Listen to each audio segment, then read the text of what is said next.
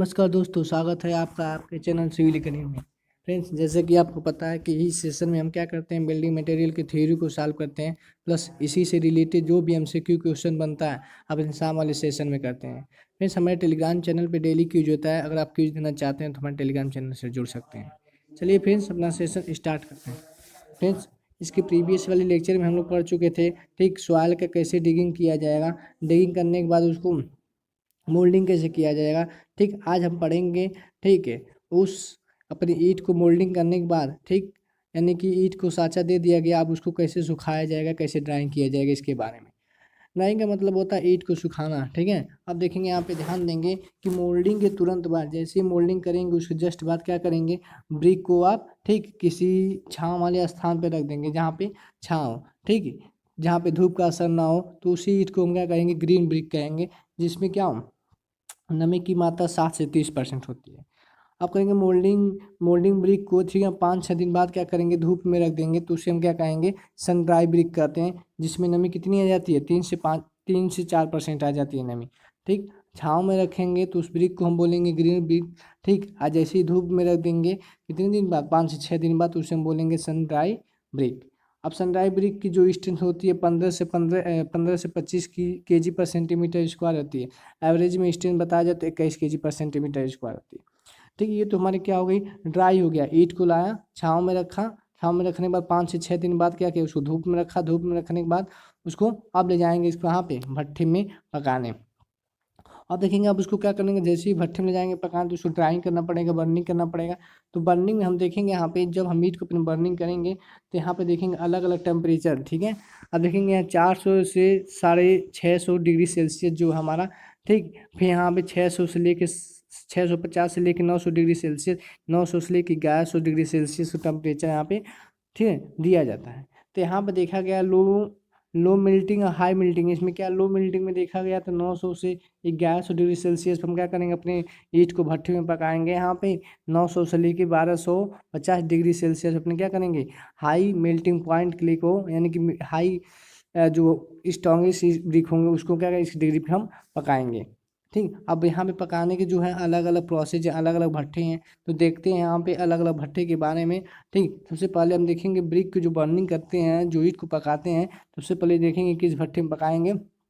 तो भट्टे हमारे दो तरीके से हैं पकाने के। पहले हमारा एक क्या, ये पजावा है, दूसरा हमारा कील है। कील में होता है भट्ठा जिसे बोलते हैं, पजावा एक का एक प्रोसेस है, देखते हैं कैसे ये करते हैं।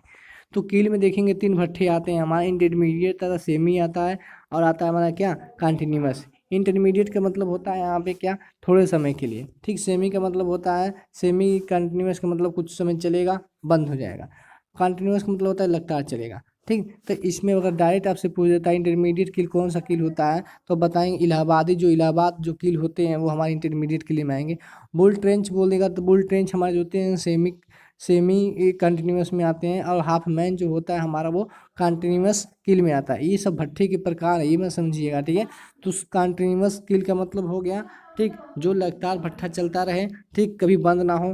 ठीक है, जो देखते होंगे जैसे आप बारिश के मौसम में बंद हो जाते हैं, ठीक है, ऐसे कैटेगरी में बांट दिया गया है कि जो भट्टे लगातार चलते रहेंगे उस कंटिन्यूअस बोलेंगे कुछ समय के लिए। ठीक, तो वहाँ पे पूछेगा यहाँ पे कंटिन्यूअस भट्टे का कौन सा एग्जाम्पल, बोलेंगे हाफ मैन किल।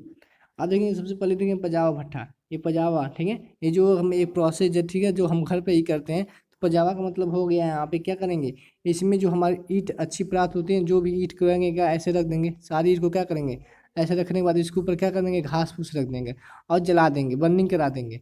बर्निंग जैसे ही कराएंगे तो क्या होगा, इसमें कुछ ईंट तो पक जाएंगे, कुछ ईंट ज़्यादा टेम्परेचर मिल जाएगा तो क्या हो जाएंगे, टेढ़े मेढ़े हो जाएंगे। तो इसमें क्या होता है, इसमें जो हमें ईंट प्राप्त होता है उत्तम ईंट, ठीक, वो 50 से 60% है, यानी 40% हमारा बेकार ईंट हो जाता है। ठीक, 40% क्या हो जाएगा, ईंट बेकार हो जाएगा। और इसमें जो इसकी जो कैपेसिटी होती है देखेंगे यहाँ पे 25,000 से 10,000। ठीक है, 25,000 से 1 लाख, 25,000 से, ठीक है, 1 लाख तक हम क्या करते हैं, ईंट को इसमें पका सकते हैं। बर्निंग जो ड्यूरेशन देखिए 2 से 4 महीने है।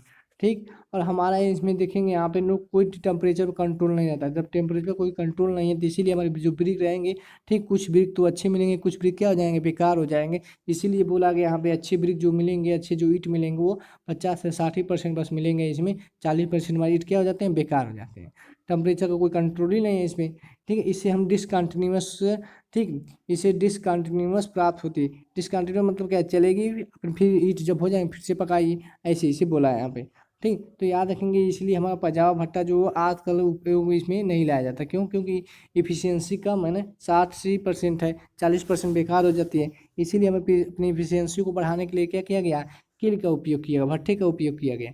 तो उस भट्टे में भी 3 भट्टे आते हैं, ठीक है, इलाहाबाद, बुल ट्रेंच और हाफ मैन। तो इसको देखते हैं यहाँ पे। सबसे पहले इंटरमीडिएट, ठीक है, इंटरमीडिएट कील क्या होता है, इसका एग्जाम्पल मेरा क्या है, ठीक, इसका एग्जाम्पल है इलाहाबाद, ठीक, इलाहाबाद कील, इलाहाबाद भट्टे। देखेंगे इसमें क्या होता है, इसमें हमें जो ईट प्राप्त होते हैं, देखेंगे 60 से 70%। अब देखिए ईट की मात्रा बढ़ गई, नहीं बढ़ गई, इफिशियंसी बढ़ गई, ठीक है, 70 हो गया, ठीक। 60 से 70% क्या होंगे, ईट की अच्छी मात्रा इसमें प्राप्त होगी। इसमें जो कैपेसिटी है इसकी 75,000 से लेके, ठीक, कितनी है, 1 लाख तक, फिर 10 लाख तक, ठीक है। इतनी है क्या करते हम प्राप्त कर लेते हैं यहाँ पे। फिर यहाँ पे बर्निंग ड्यूरेशन जो देखेंगे यहाँ पे, बर्निंग ड्यूरेशन जो क्या है 10 से 12 डे है। बर्निंग ड्यूरेशन का मतलब क्या, ये ईंट को जैसे ही भट्ठे में रखेंगे तो क्या करेगा, यहाँ से आग लगाएंगे तो 12 दिन बाद ये मतलब इसका जो प्रोसेस पूरा है ईंट को जो पकड़ेगा वो 10 से 12 दिन लग जाता है इसमें ईंट को पकाने में।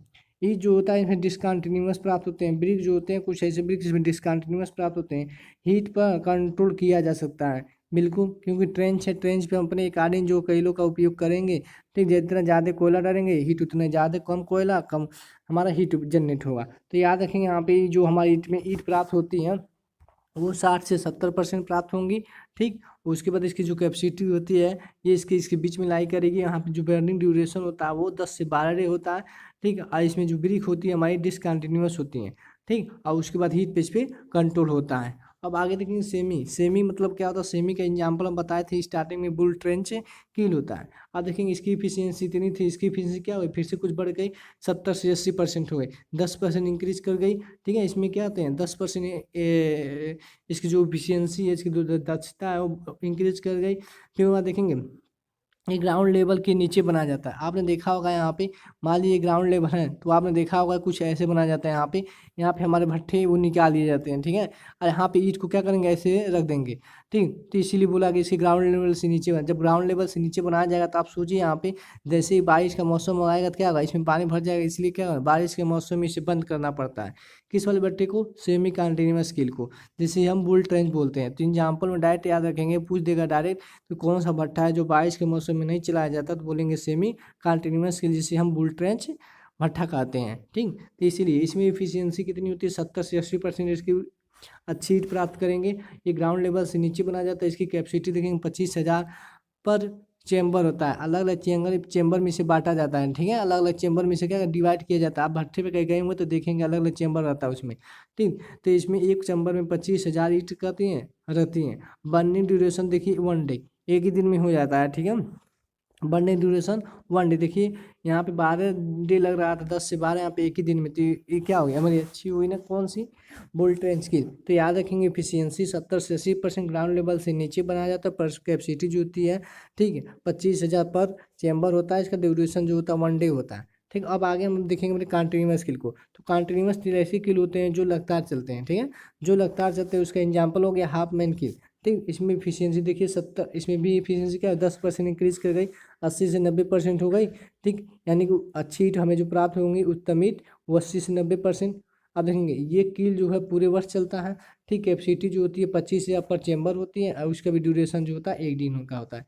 तो देखेंगे यहाँ पे, इसीलिए अब के समय जो हम यूज़ करते हैं, ठीक है, हाफ मैन किल यूज करते हैं। डायरेक्ट आपसे पूछ देगा आधुनिक समय में कौन सा किल यूज होता है, तो बताएंगे यहाँ पे हाफ मैन किल जो होता है आधुनिक, ठीक, समय में यूज होता है। यहाँ पे कौन सा भट्टा, ठीक, कंटिन्यूअस स्किल, एग्जाम्पल हो गया उसका हाफ मैन किल। यहाँ पे अब दिखाएंगे यहाँ पे आपको, ठीक है, कि हमारा जो क्लासिफिकेशन अब ब्रिक किया गया है। जैसे अब ईट जो भट्टे को अब पकाएंगे, भट्टे में जो ईट को पकाएंगे तो कुछ ईट क्या अच्छी मिलेंगी, उस पर कुछ ईट इससे बेकार, उससे बेकार। तो इसीलिए कैटेगरी वार में बांट दिया गया है। इसको क्या कर दिया गया, अलग अलग कैटेगरी में बांट दिया गया है। तो इसकी अच्छी जो ईट होंगी उसकी प्रॉपर्टी अच्छी होगी, उसके बाद जो उससे कम होगी लो, ये बांटा गया इसीलिए, ठीक है। अब देखते हैं यहाँ पे, तो जो अच्छी ब्रिक रहती है उसको फर्स्ट क्लास, जो उससे लो रहती है उसको सेकेंड क्लास, जो उससे भी लो रहती है उसको थर्ड क्लास बोला गया है। तो देखेंगे यहाँ पे, ठीक है, अपने ब्रिक को। तो ब्रिक का क्लासिफिकेशन जो किया गया यहाँ पे, ठीक, तो हम फर्स्ट सेकेंड थर्ड क्लास में किया गया, फर्स्ट सेकेंड थर्ड। और ये होता है ओवर बर्निंग। ओवर बर्निंग का मतलब जो बहुत ज़्यादा टेम्परेचर होने पर टेढ़ा मेढ़ा हो जाता है, जिसे आप लोग, ठीक है, अपने लोकल लैंग्वेज में कहते हैं झामाई, ठीक है। अब देखिए यहाँ पे कंप्रेसिव स्ट्रेंथ अगर बोलेंगे कंप्रेसिव स्ट्रेंथ कितना होता है, तो याद रखेंगे फर्स्ट ब्रिक का जो होता है 105 kg पर सेंटीमीटर स्क्वायर, ठीक है। और सेकेंड ब्रिक का बोलेगा तो 70 हो जाएगा kg पर सेंटीमीटर स्क्वायर। अगर थर्ड बोलेगा तो 35 हो जाएगा। तो ये मिनिमम स्ट्रेंथ हो गया यहाँ पे 35 kg पर सेंटीमीटर स्क्वायर। और देखिए यहाँ पे बर्निंग, ठीक, ओवर बर्निंग जो ब्रिक होता है, जो बहुत ज़्यादा टेम्परेचर हो जाता है, जिसे हम झामा ब्रिक बोलते हैं, उसकी स्ट्रेंथ क्या होती है, ज़्यादा होती है। आप देखा भी होगा इसकी स्ट्रेंथ बहुत ज़्यादा होती है। उसके बाद वाटर एग्जाप्शन बोले तो वाटर एग्जाप्शन भी हम टेस्ट पढ़ेंगे कि पानी सोखने की क्षमता जो होती है वही वाटर एग्जाप्शन कहलाती है। तो फर्स्ट क्लास की ब्रिक जो होता है मैक्सिमम जो है, ठीक है, 20% पानी क्या करती है, सोख सकती है। सेकेंड क्लास की जो होती है वो 22% पानी क्या करती है, एब्जॉर्ब करेगी। लेकिन जो थर्ड क्लास की वो 25% पानी एब्जॉर्ब करेगी। अगर हम बात करें ओवर बर्निंग की तो 10% आ जाता है। देखिए कितना कम है। आप देखा होगा झामाई में पानी क्या अवशोषित करता है वो। उसके बाद कलर देखें तो यहाँ पे चेजी लाल होता है, एकदम रेड कलर का होगा। ये देखेंगे लाइट चेजी लाल होगा, इससे थोड़ा कम होगा। और यहाँ पे जो ये थर्ड क्लास होती है एलुइस होती है, पीला पीला आते हैं, ठीक। ये होते हैं डार्क ब्लू, देखा होगा ना आपने। ओवर बर्न जो ब्रिक होते हैं वो डार्क ब्लू होते हैं, नीला नीला टाइप का, ठीक। हार्डनेस की बात करें तो इसमें देखेंगे नो स्केच बाई, ठीक, नेल से अगर हम स्केच करेंगे तो उस पर कोई स्केच नहीं पड़ेगा, किससे, फर्स्ट क्लास ब्रिक की। यहाँ पे क्या है, ठीक है, यहाँ पे स्केच बाय नेल से करेंगे तो स्केच पड़ जाएगा, ठीक है, याद रखेंगे यहाँ पे, ठीक। नेल से करेंगे तो क्या होगा, इस पर स्केच पड़ जाएगा, इस पर डीप स्केच पड़ेगा। इस वाले पे थर्ड वाले क्लास पे, ठीक, थर्ड क्लास ब्रिक जो है इस पर डीप स्केच पड़ेगा। उसके बाद इस पर कोई स्केच नहीं पड़ेगा, क्यों, क्योंकि हार्ड है, ठीक। कौन, ओवर बर्न क्ले, इस पर कोई स्केच नहीं पड़ेगा, याद रखेंगे। अब कॉर्नर की बात करें, कॉर्नर का मतलब जो ईंट मरी है ना, ये कॉर्नर, ये वाला कॉर्नर की बात करें अगर, तो फर्स्ट क्लास में ब्रिक के जो कॉर्नर होंगी, ठीक, वो शार्प होंगे, अच्छे होंगे, देखने में अच्छे लगेंगे। लेकिन अगर सेकेंड क्लास की बात करें तो सेकेंड क्लास में हमारे लेस शार्प होते हैं। लेकिन थर्ड शार्प में बात करें तो इसमें कोई शार्प ही नहीं होता, ठीक है, टूटा जाते हैं। हमें फुल शार्प होता है, ये फुल डिफार्म हो जाता है, यहाँ पे याद रखेंगे इसको, ठीक। अब आगे देखते हैं यहाँ पे यूज कहाँ कहाँ पे हम जो है यूज करते हैं। सबसे पहले यहाँ पे यूज जो हमारा, ये फर्स्ट क्लास की ब्रिक को हम पॉइंटिंग में, फेसिंग में, फ्लोरिंग में यूज करते हैं। उसी तरह सेकेंड क्लास की ब्रिक को जो है हिडन मशीनरी, जहाँ पे आपको दिखा नहीं हो ऐसी जगह पे हम सेकेंड क्लास की ब्रिक को यूज करते हैं, ठीक है। उसके बाद टेम्पोररी जगह पे, ऐसी जगह पे हम थर्ड क्लास ब्रिक का यूज करते हैं, ठीक। अब मतलब ओवर बर्न है, ये कहाँ पे यूज होता है, ठीक। ये फाउंडेशन के नीचे देखा होगा, जो बेस बनता है उसके नीचे जो हम बनाते हैं, रोड के जो बनाते हैं फॉर्मेशन लेबर, उसके नीचे हम थर्ड क्लास ओवर बर्नर का यूज करते हैं, क्योंकि इसकी स्ट्रेंथ ज़्यादा है। देखिए यहाँ पे नोट में लिखा है weight of the first class brick 2.7 से लेके 3 kg के बीच में लाई करता है, यानी जनरली हम कर सकते हैं 3, ठीक है। मैक्सिमम ऑप्शन में आपको 3 दिखाई देगा। फिर वाटर एब्जॉर्प्शन जो होता है यहाँ पे वो ड्राई वेट का होता है, याद रखेंगे। ड्राई वेट का जो होता है 20, 22 और 25% होता है ड्राई वेट का, ये याद रखें यहाँ पे। On the basis of strength देखेंगे, ये तो हम बताएं यहाँ पे किसकी अकॉर्डिंग, ये जो हम पढ़े हैं अभी, ठीक है, किसकी, on the basis of physical mechanical property के आधार पे, basis of physical mechanical property के आधार पे। लेकिन अब हम जो देखेंगे ऑन द बेसिस ऑफ, ठीक, स्ट्रेंथ के आधार पर। अब स्ट्रेंथ के आधार पर जब देखा गया है तो देखेंगे स्ट्रेंथ के आधार पर हमारे जो ब्रिक प्राप्त हुए हैं यहाँ पे, ठीक, वो अलग अलग हैं।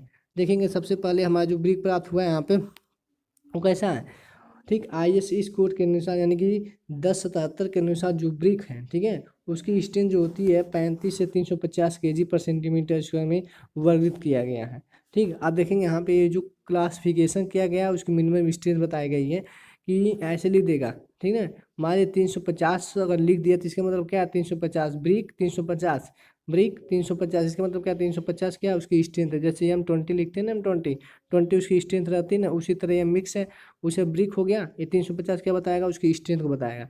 इसी तरह क्या गया, अलग अलग कैटेगरी में से डिवाइड कर दिया गया है, ठीक। फॉर नॉर्मल वर्क के लिए हम क्या करते हैं, इस साइज का हम यूज करते हैं। स्ट्रेंथ के आधार पर IS, ठीक, 3102 में, नहीं, वन सॉलिड क्ले ब्रिक की संतुष्ट, ठीक, की गई है।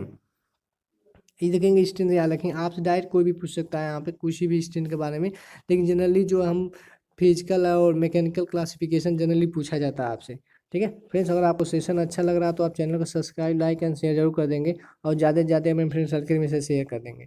चलिए फ्रेंड्स, आज का सेशन को इसी पर रोकते हैं। Thank you for watching. जय हिंद, जय भारत।